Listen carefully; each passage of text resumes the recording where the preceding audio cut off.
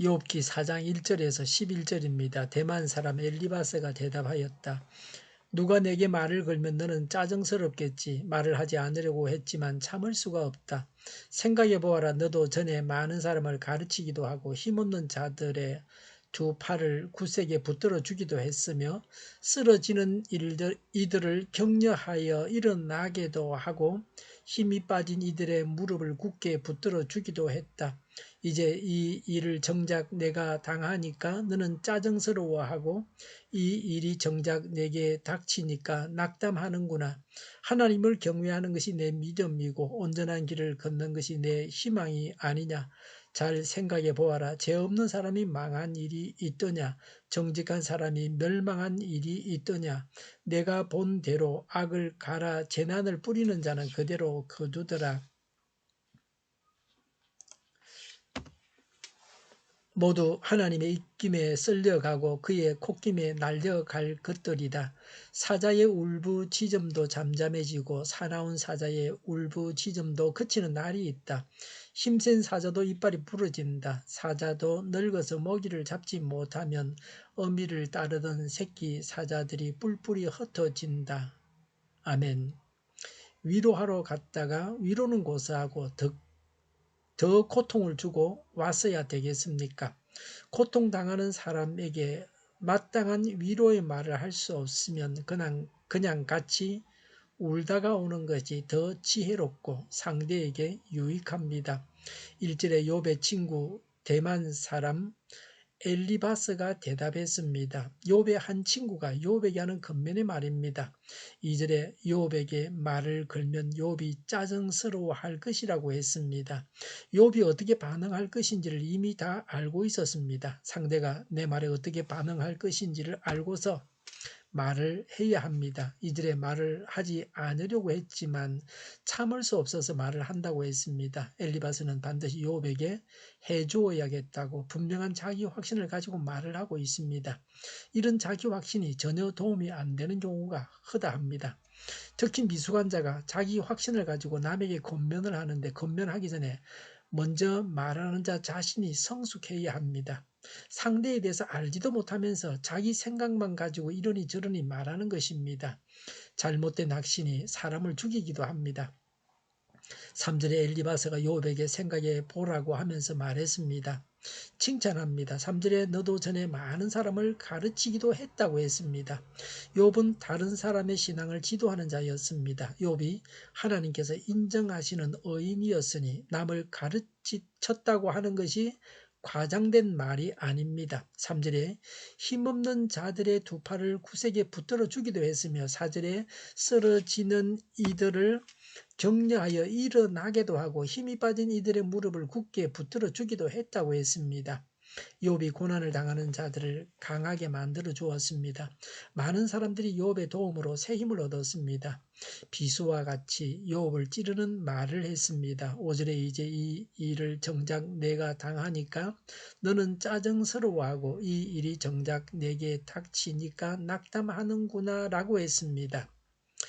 욥 내가 잘난 척하더니 이제 보니 너도 별 것이 아니네 라고 말하고 있습니다. 너도 당하고 보니 별 수 없네 라고 말하는 것입니다.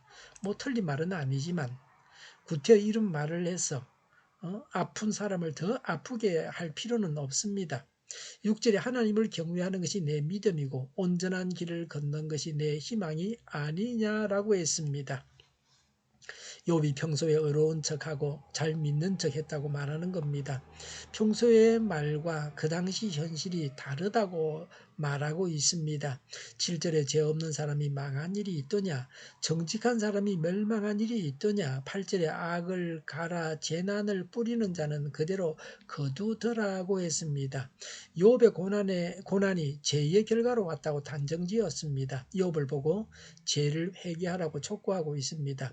모든 고난이 다 죄의 결과라고 해서는 안 됩니다. 사람이 남을 이렇게 정죄하는 것은 고난당하는 자를 다시 한번 죽이는 악행입니다. 아파하는 자에게 쑤셔대면서 더 아프게 하는 것입니다. 상처를 덧나게 하는 것입니다.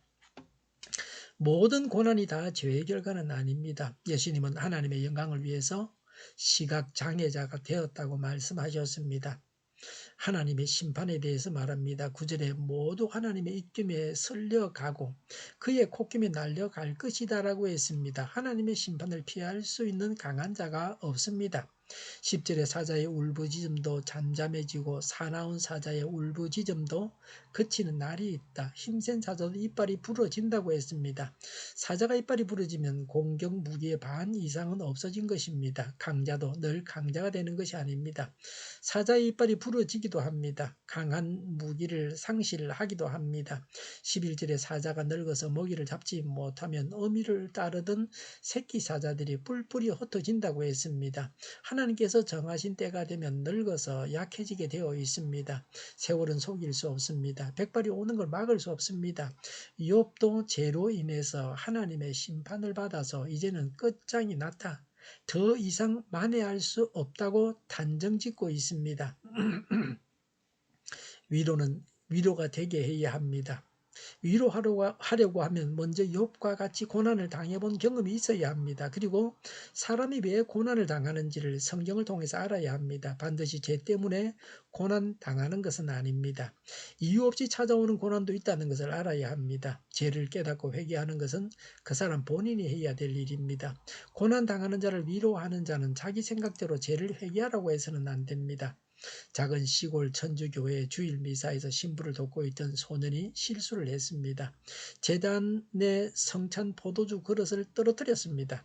소년은 잔뜩 겁을 먹고 있었습니다. 신부는 소년의 뺨을 때리면서 어서 물러가고 다시는 제단 앞에 오지 말라고 했습니다. 이 소년이 자라서 공산주의 지도자가 되었습니다. 유고슬라비아의 티토 대통령이 되었습니다. 다른 큰 도시의 천주교회에서 똑같은 일이 일어났습니다. 신부는 소년에게 이해와 사랑과 동정을 보이면서 말했습니다. 괜찮다. 사람은 실수도 한단다. 실수할 때가 있지. 너도 잘하면 훌륭한 신부가 될 수 있으니 염려하지 말라. 이 소년이 자라서 유명한 대주교 훌톤 시인이 되었습니다. 티토 소년은 그 신부 말대로 제단에서 물러가서 하나님이 없다고 하는 공산주의 지도자가 되었습니다. 신소년은 하나님의 일꾼이 되었습니다. 정죄를 받느냐 위로를 받느냐에 따라서 그 두 소년의 장래가 판이하게 달라졌습니다. 우리가 하는 모든 위로가 진정한 위로가 되어야 합니다. 기도하겠습니다. 진정한 위로를 하게 하옵소서. 하나님과 같이 남을 심판하지 않게 하옵소서. 오늘보다는 내일이 더 낫게 하옵소서.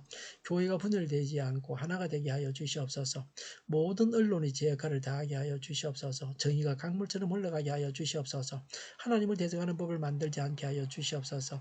있어야 할 법을 폐기하지 않게 하옵소서. 있어서는 안 될 법을 만들지 않게 하옵소서. 선거 부정이 없게 하시고 부정선거 시비마저 없게 하여 주시옵소서. 불법적으로 지연되고 있는 재판들이 신속하게 진행되게 하여 주시옵소서. 코로나19가 물러가고 전 세계적으로 백신을 신속하게 대량 생산해서 충분히 공급하고 치료제가 나오고 갇힌 생활이 끝나게 하여 주시옵소서. 수도권과 부산과 영도의 환자 폭증을 막아 주시옵소서. 우리 동일교회가 만군은집하게 하여 주시옵소서. 예수 이름으로 명하노니 모든 병만은 물러가고 몸의 모든 부분들은 온전하게 될지어다. 신유의 기적을 베푸셔서 지금도 저희의 질병을 고쳐 주시옵소서. 코로나로 진음하는 모든 자들을 고치시고 온전케 하여 주시옵소서. 저희와 교회와 이 나라의 민족을 불쌍히 여겨 주시옵소서. 잘못된 것을 제거해서 성결하게 하여 주시옵소서. 저희 교회와 나라의 지도자 복을 허락하여 주시옵소서. 하나님께서 기뻐하시는 교회와 나라가 되게 하여 주시옵소서.